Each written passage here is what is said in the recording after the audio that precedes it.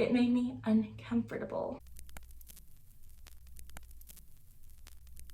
Alright, hey, welcome to my channel. My name is Jessie, and today I'm telling you about all the books I read in June. Before we get started, I know my uploading schedule has been a little all over the place lately though, and I'm very sorry about that. I would tell you it's going to get better soon, but I don't quite know. There's kind of a lot going on right now, and so I'm trying to, I guess, readjust. So I'm very sorry about being all over the place. Also, before I start talking about the books I read in June, please take a moment to like this video and subscribe to my channel to make finding my content a little bit easier anytime I get around to uploading. Anyways though, June was kind of a mixed bag as far as reading goes. I read a couple books I really enjoyed and that were great, but I also had a lot of books that just weren't that good. And I read a fair amount of books. I read 10 books, which is about the average I've been reading in 2021. But just so many of the books that I read just didn't live up to my expectations, and I'm kind of bummed about that. I think I'll start though by talking about the books on my June TBR that I did not get to. And I had 8 books in my June TBR, and if you want to know all 8 books, I will have it linked. That way you can go check out that video and you can see me talk about all of those books if you're interested. But the 4 books I did not get to were From Blood and Ash by Jennifer L. Armentrout. I was going to start this one during our beach day, but then I got a little intimidated about reading that particular book in the car with my partner and sister and son, and then like at the beach. So I was like, no, I'm not going to do it right now. And then I just never got around to making time to read How to Make Friends with the Dark by Kathleen Glasgow, The Wrath and the Dawn by Renee Ahdieh, and Crave by Tracy Wolff. All those books I wanted to read, but I just never got around to making time for them, and as the month went on, I became less and less interested in them. I also DNF'd 2 books in June, and those books were The Switch by Beth O'Leary and An Offer from a Gentleman by Julia Quinn. I DNF'd The Switch by Beth O'Leary, I think around 33%. It was okay, but I was just having trouble staying interested in the book. I didn't want to pick it up, and so I just went ahead and DNF'd it because I wasn't in the mood to read it. I ended up DNFing An Offer from a Gentleman around chapter 2 because I just wasn't getting into it. I wasn't in the mood for the Bridgerton books at the moment, so I'll get back to it later. The rest of the books I read in June, I'm going to talk about from highest rated to lowest rated because we'll get through my favorite books pretty quickly because there's only 3 that had 4 and 5 star ratings. 2 of the books I read in June had 5 star ratings, and the first one is The Prophets by Robert Jones Jr. This book follows 2 slaves, Samuel and Isaiah, and they are together and in love, and everything's been going okay for a while. For the most part, people don't question it, but then another slave, I guess, tries to get in good with their owner and starts preaching the Bible, and all of a sudden, people are questioning whether or not it's right and okay for Samuel and Isaiah to be together. I knew from reading, the good to know thing on Book of the Month that this was going to be a sad book. It likely wouldn't have a happy ending, but despite all that, I was still able to hold out hope that things would turn out okay for Samuel and Isaiah. And unfortunately, sometimes things don't go the way you want. One of the main things I really loved about this book is that this book was about Samuel and Isaiah, and it was about how so many people saw their relationship. But I really loved the way the story is told. The story is told from third-person point of view, and there's just so many different ways that that's used in this book, and the writing is so interesting to me. It's just very fun, and at times it might be confusing if you're not really in the mood for it, but I think if you're in the mood for something, it's a little bit heavier.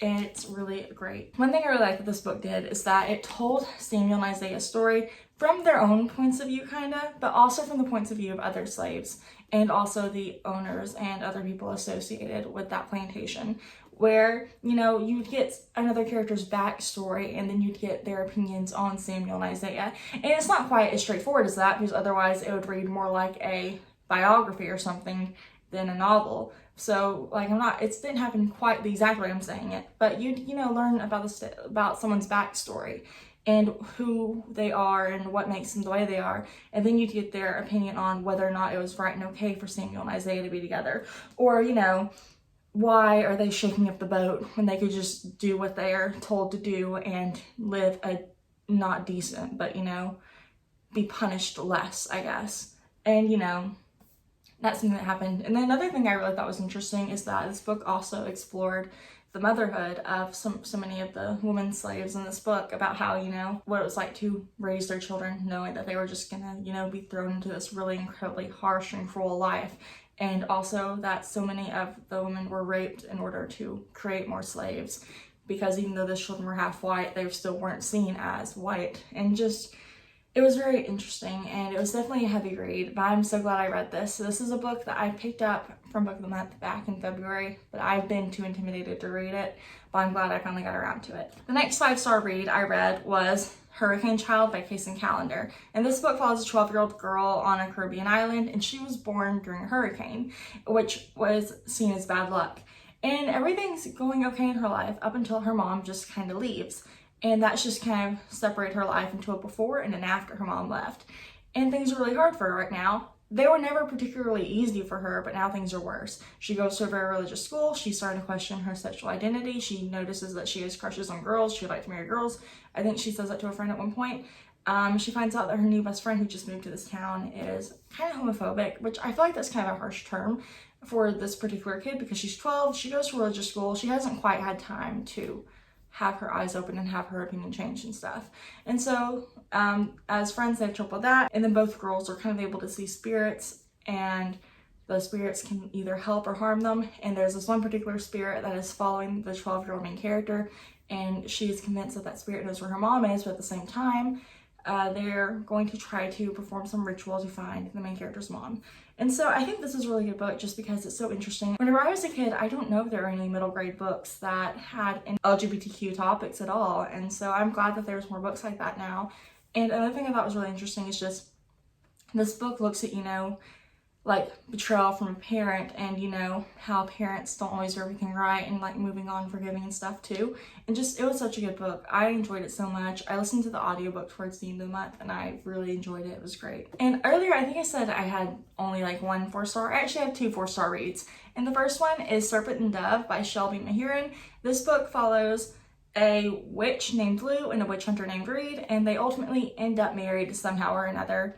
And I don't know, I think I like the witch versus witch hunter trope, where they ultimately end up together.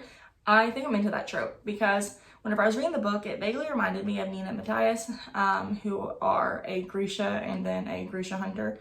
And just, I don't know, that kind of reminded me of them. And I thought it was cute and I had fun with it. And just, I really enjoyed Serpent and Dove. It was such a fast-paced read. It kind of helped me stay out of a reading slump because it was more fast-paced. I definitely want to read the second book. I'm interested to see if Coco will play a bigger part in the second book. I'm wondering if there will be more POVs introduced. But I really enjoyed Serpent and Dove. I had like deeper thoughts immediately after reading the book, but then I never recorded them or talked about them. And so I can't quite remember what I thought. But I did really enjoy Serpent and Dove at the time I read it, and I had a really good time with it. Intercepted by Alexa Martin was another 4-star read for me. And this book follows a woman who finds out that her long-term boyfriend is cheating on her. Her boyfriend is also like a pro football player, and she ends up like dumping him. She ultimately ends up with this other guy who she met during a breakup with her boyfriend a few years previous. And they had like a night together, but they never got each other's full information, I guess. And then now things are working out. A lot of things about this book I didn't mind, whereas there's another book that I rated 2 stars. I didn't like those elements in that book.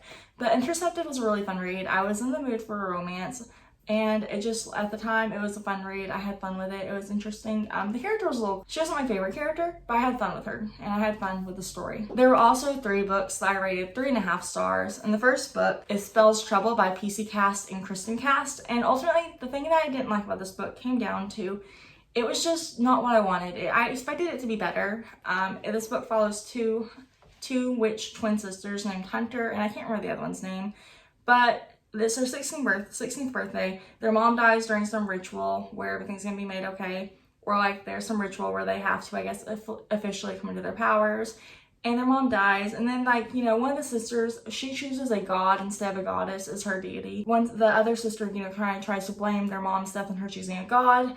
And just, there's a lot that goes on, but it just didn't live up to my expectations. In theory, based on the summary, I expected to really enjoy it and have fun with it, especially because it's a newer PC Cast and Kristen Cast book. I loved the House of Knights books whenever I was younger. And so I was kind of hoping I'd get the same feeling from Spells Trouble, but I just didn't.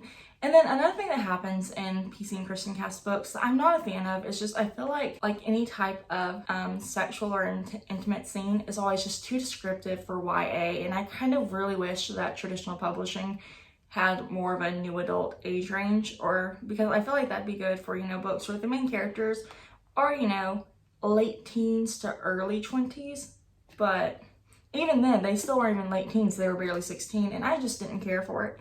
It made me uncomfortable. I also read The Roommate by Rosie Bannon. She's just finished an art history PhD. She moves in with her longtime best friend that she's had a major crush on for years, and he ditches her to go on tour with his band. And he's like, oh, by the way, you have a new roommate. He's in the house. She finds out that her new roommate is a porn star. A lot of things go on with him and his contract with the company he works for, and ultimately she ends up working with him and his ex-girlfriend to make a company to help women have, I guess, better sex, like to get more pleasure. The idea was fun. It was interesting. But one thing I just don't really like is just how much she pined after like this guy. But then it kind of made up for it because at least, you know, they never, I don't know, I don't think the book ever tried to paint him as like a perfect guy, which I'm glad about, and it never like completely villainized him either. But just something about the book wasn't quite 4 stars for me, and I can't quite put my finger on it because as much as I had fun, I never loved it, and I didn't really enjoy it quite enough for it to be a 4-star book. The last 3.5-star book I read was The Queen of Nothing by Holly Black. And the main reason this one was a 3.5 stars is that it just didn't feel as exciting as The Cruel Prince or The Wicked King. The Wicked King has so far been my favorite book in the trilogy, and this one just wasn't, to me, it didn't feel as exciting. I wasn't as invested in this one as I wished I would have been. But this book takes place a couple months after the end of the last one. Jude has been exiled thanks to Taryn doing something wrong. She ends up getting to go back and pretend she's Taryn. And then just a lot of things happen.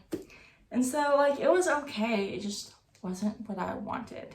And the end of the series was pretty good. I liked that, you know, ultimately everything pretty much turned out okay. I also really like what happens to Mavic at the end of the book. I think that was kind of interesting, especially given, you know, it's almost like a parallel of something. This was an okay book. It just wasn't as good as the other books in the series, in my opinion. I have one 2.5-star book, and that was Foretold by Violet Lumani. I actually have a book review video of this book coming out around the time it comes out, and this book comes out on July 20th. Foretold follows Cassie. She is a teenager. She has really bad OCD, and she finds out that she can actually see the future. And she can also has power to change the future depending on how she does things. I liked the idea of the book, but once I actually got into the story, it just wasn't what I wanted it to be. It always felt like, you know, the stakes were either too high or too low, especially compared to the rest of the book. It felt like, you know, things never really quite matched up. It wasn't that interesting. And also, one thing I really, really hated was the love interest that Cassie goes through all this trouble to save this one kid that she spent like a week with and then a weekend with, and she's suddenly in love with. I don't know, I think she could have, you know, just wanted to save a best friend or something instead of a love interest. I think when it comes down to, there was no reason to have a love interest, in my opinion. I don't know, I feel like the love interest was purely to set up the idea of a love triangle, because there's like, I think building evidence for a love triangle in the second book. And so this book was just one that it was all right, but I didn't like it. And I was really excited about it too. It was a NetGalley arc, and I was really, really excited for it. I was really looking forward to it. And then I read it and it was just, oh, it wasn't as good as I wanted it to be. And I feel kind of bad for saying that. I also have two 2-star reads for June. And the first one is If I Never Met You by Mary McFarlane. And this one is about a girl and her boyfriend of 9 years. They break up and she's kind of moving on. And to make him jealous, she starts seeing one of their coworkers who's known to like get around a little bit. And it was an okay book, but I never really cared for either main character together. I didn't really like either of them. I didn't really care for them as a couple. They were fine. So the one thing that I liked or didn't really mind in Intercepted is that, you know, you see a little bit of the relationship and then they break up. But I didn't really like that as much in this book. And If I Never Met You, I didn't really care for, you know, seeing a little bit of the relationship and then seeing them break up and then there's like a 2-month time jump. I wish that either there hadn't been a 2-month time jump or that we just started after the 2-month time jump, because I don't really see, especially in this particular book, the setup of the relationship really didn't do much for me. The setup of the former relationship didn't do much for me. It just felt kind of pointless, especially because it feels like you don't really see her ex-partner all that much. And another thing that I didn't like is that they have such a toxic work culture, and then at the end of the book, you don't really, you know, the guy gets let go, but does the woman main character, I can't remember her name, and I don't care to look it up. She, I guess, is gonna stay this toxic workplace that's like super into her personal life, just very judgmental and just ugh. I don't know. I didn't really like that book. It actually kind of made me mad listening to the audiobook. The last book I rated 2 stars was The Perfect Date by Evelyn Lozada, and I did not like this book whatsoever. This book infuriated me. I don't know. I probably should have rated it 1 star, but it just felt mean. But this book follows a single mom named Angel and this pro baseball player named Duke who's trying to hide an injury or something. And the main thing I didn't like is there is no reason for them to like each other. Like, there's no real fun build-up or anything. It's just kind of, you know, Evelyn struggling and then being judgmental, and then it's Duke struggling and then being judgmental to each other and every other person they meet. A lot of misogyny too. A lot of, you know, Angel can do all this because it's Angel, but then other people do the same thing. It's like, oh no, why would you do that? You know. I was not a huge fan of this book. I actually didn't like this book at all. Duke was kind of a jerk. He hung out with jerks, and Angel was kind of a jerk. She didn't necessarily hang out with jerks, but apparently she's willing to associate with jerks. And maybe I'm being harsh, but I don't know. There was literally nothing I liked about this book. You spend a little bit less than a week with Evelyn and Duke in this book, and just, I don't know, I never felt like they should have been together by the end. Maybe they could have been friends by the end. Maybe, you know, he could have coached her kid's baseball team or something at the end, but I don't think by the end of this book they should have been together. I don't know, I just didn't like this book. Anyways though, those are all the books I read in June, and like I said, it was kind of a mixed bag. 3 stars isn't a crazy rating for me, but I feel like I don't give too many 2-star ratings, and so that's kind of what really sucked. But anyways, that's really all I have to say for today, and hopefully I will be getting back on track with my video scheduling sometime soon. Anyways, please let me know what books you've read in June, or if you've read any of these, let me know your thoughts, and I will talk to you later. Bye.